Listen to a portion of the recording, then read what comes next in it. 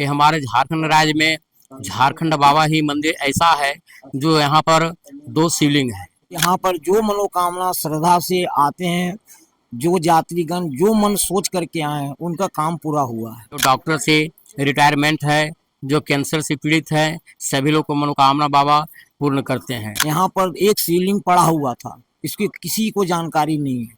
जब यहाँ मंदिर बनने लगा तो मंदिर को पुनः उकर स्थापित कर दिया गया। यहाँ से मंदिर शिवलिंग को ले जाने के लिए चाह रहे थे, खुदाई करवाए, खुदाई के क्रम में शिवलिंग टूट गया। इस मंदिर को कोई नहीं इतिहास बता सकता है, या तो यहाँ परशुराम आए कि के आए, खंडित किए। लोग चाहे कि ढलाई करेंगे और ढलाई के क्रम में पंडा और मिस्त्री को स्वप्न मिल गया कि ढलाई नहीं करना है। बाबा भोलेनाथ के प्रसन्न करने के लिए बाबा का दूध धारा चढ़ाइए, गंगा जल चढ़ाइए और रुद्राभिषेक कीजिए। बाबा जब तक किसी को स्वप्न नहीं देंगे मंदिर ढलाई नहीं होगा।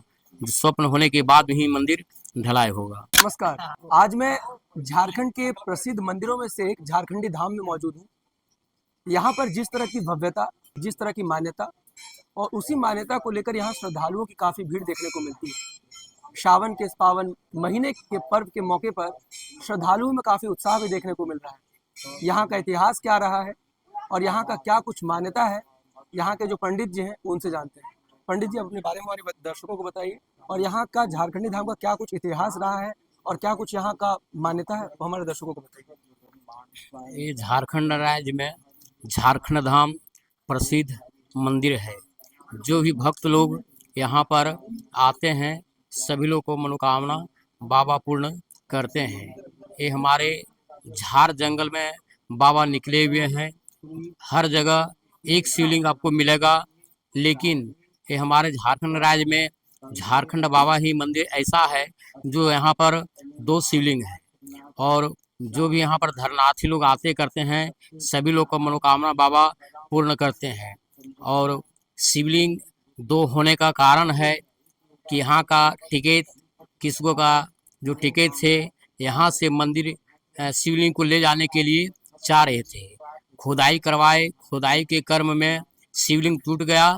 टूट जाने के बाद में फिर बाबा स्वप्न दिए कि जो तुम गलती करना था कर दिया, अब तुम ऐसा गलती मत करो। अब हम यहाँ पर कहीं पर नहीं जाएंगे, हम झारखंड धाम में ही यहीं पर रहेंगे इसी जगह। और जो लोग मनोकामना के लिए आते हैं सभी लोग भक्त लोग मनोकामना बाबा पूर्ण करते हैं। जो डॉक्टर से रिटायरमेंट है, जो कैंसर से पीड़ित है, सभी लोग को मनोकामना बाबा पूर्ण करते हैं। हर हर महादेव, जय झारखंड बाबा। मान्यता है कि यहाँ अभी तक जो छत ढलाई एक बार हुआ था लेकिन वो ढलाई भी टूट गया, तो अब क्या है कि वो ढलाई अब तक हो नहीं पाया या क्या कुछ कारण रहा, वो जरा हमारे दर्शकों को बताइए। ढलाई तो नहीं हुआ है, लेकिन एक बार एल्वेस्टर से डाला गया था जो 24 घंटा के अंदर में एल्वेस्टर उड़ गया।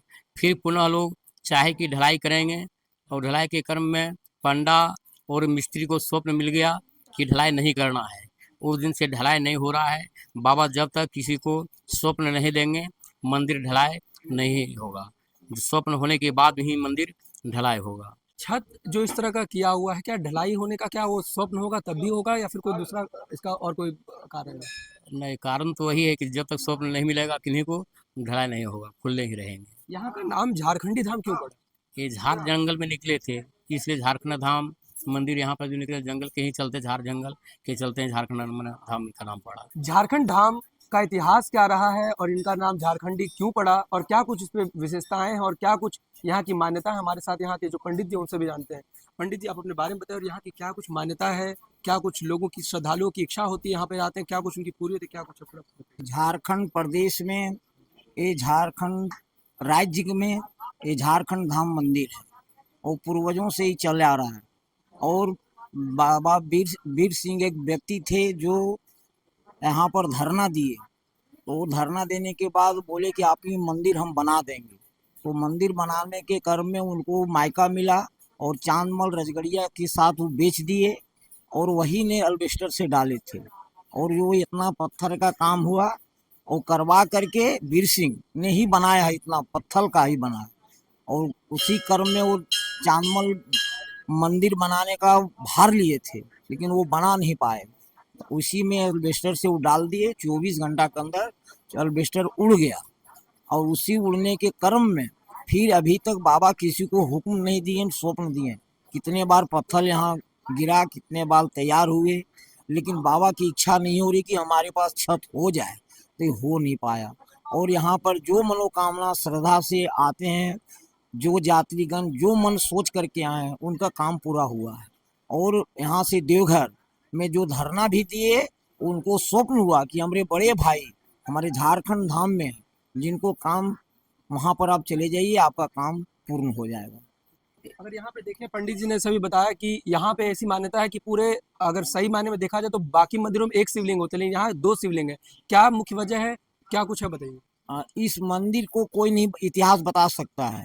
या तो यहाँ परशुराम आए कि के आए, खंडित किए। यहाँ पर एक शिवलिंग पड़ा हुआ था, इसकी किसी को जानकारी नहीं है। जब यहाँ मंदिर बनने लगा तो मंदिर को पुनः उकर स्थापित कर दिया गया है। और इधर का जो शंभू लिंग है, वो पूरे चट्टान है, पूरे बहुत बड़े अंदर से चट्टान है, उसी में से वो टुकड़ा हुआ पड़ा हुआ था और उसी को स्थापित कर दिया गया है बगल में। उसका शिवलिंग का इसी के लिए यहाँ 2 है।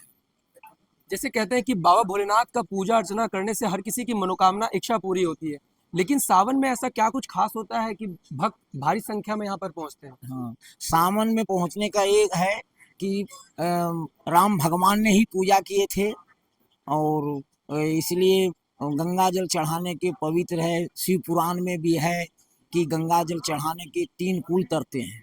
तो इसलिए सावन महीना का महत्व, 12 महीना में शिव की पूजा बहुत अधिक माना गया है, इसलिए इसको पूजा किया जाता है। श्रद्धालुओं का कई सवाल भी रहता है कि भगवान भोलेनाथ पर एक लोटा जल सभी समस्याओं का हल, लेकिन उसके साथ साथ और क्या कुछ भगवान को प्रसन्न करने के लिए क्या कुछ अर्पण करें जिससे भगवान बहुत ज्यादा प्रसन्न हो, कि भगवान भोले हैं, उनको प्रसन्न करने के लिए और कुछ क्या तरीके से पूजा करनी चाहिए लोग? बाबा भोलेनाथ के प्रसन्न करने के लिए बाबा का दूध धारा चढ़ाइए, गंगा जल चढ़ाइए और रुद्राभिषेक कीजिए। ये सब प्रसन्न करने का उनका है, और तो मनोकामना आपका पूरा होगा। आज सावन की शुरुआत में श्रद्धालु को क्या कुछ कहना चाहेंगे? यहाँ पर आए तो किस तरह की बातों को सोच कर आए और क्या कुछ मन में कामना लेकर आए, क्या कुछ वो बताइए। यहाँ पर जो भी यात्रीगण आए हैं, वो सोच करके ही अपने आते हैं, कुछ न कुछ इच्छा लेकर के ही आते हैं। और वो तो अंतर्यामी है भोलेनाथ, उनको तो पूरा वो तो वही जानते हैं, और अपना यात्रीगण जो लेकर के आए हैं वही पूरा करेंगे। वो तो इसको कोई व्यक्त करने का चीज तो ये सब चीज है ही नहीं। झारखंड धाम, तो झारखंड धाम का अगर सही मायने बताएं तो यहाँ का जो इतिहास है वो, जैसे पंडित जी ने कहा, यहाँ का इतिहास कितना पुराना है वो शायद किसी को पता भी नहीं होगा, जो कहीं ना कहीं यहाँ की जो पौराणिक मान्यता है और यहाँ की जो भव्यता है और यहाँ पे जो लोग आते हैं वो कहीं ना कहीं उनकी जो कामना है वो पूरी होती है। मैं ऋषिकांत पांडे, जनहित टुडे के साथ।